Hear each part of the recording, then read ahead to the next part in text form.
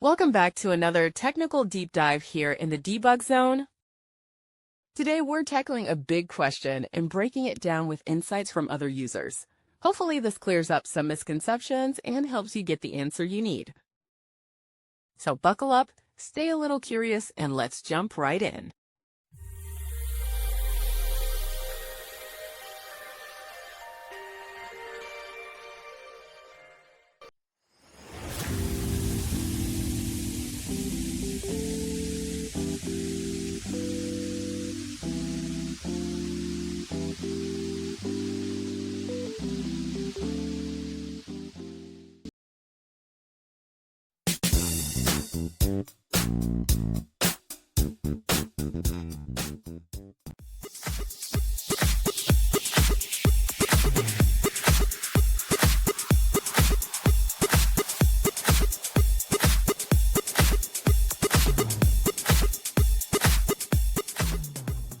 And that's a wrap.